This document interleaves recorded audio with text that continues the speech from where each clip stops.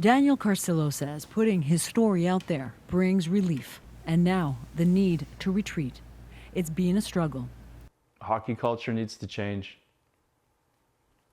That's why I speak honestly about what I've been through. Vivid memories.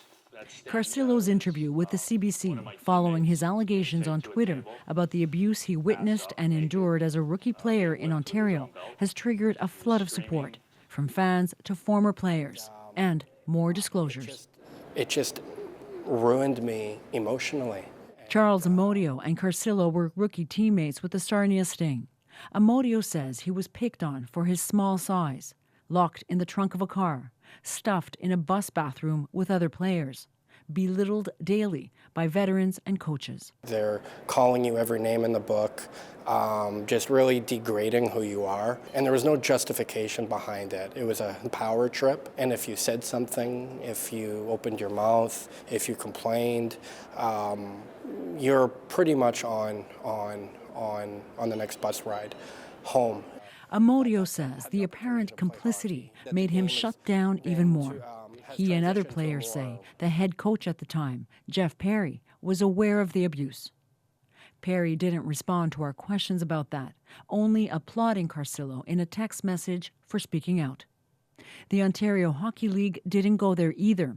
In a statement, the OHL focused instead on positive changes it has made in recent years, including a mental health program called Talk Today that struggling players can turn to. Former NHLer and abuse survivor Sheldon Kennedy is all about awareness and education.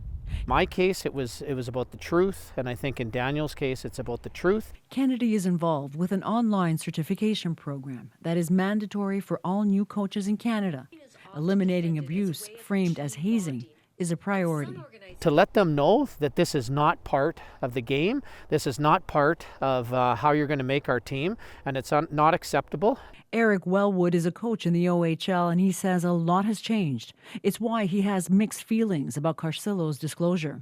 The OHL and the CHL deserve credit and not to be smeared with a story that, not that it's not true, but that happened a long time ago, and I think there needs to be an understanding that things have changed greatly. For Carcillo, looking back is the only way to move forward. And that, he admits, is a struggle too. Joanna Rumeliotis, CBC News, Toronto. Now, as you heard, OHL coach Eric Wellwood says his league has made a lot of positive changes on this front and that hazing is all but gone from Ontario junior hockey. But what does that mean? Well, in an official statement, the OHL says it's had a zero-tolerance policy on hazing for several years now, and any teams caught hazing can be hit with fines and penalties. Players get training on preventing bullying, which they must acknowledge in writing, and the league says it encourages anyone to come forward with concerns about abusive behavior.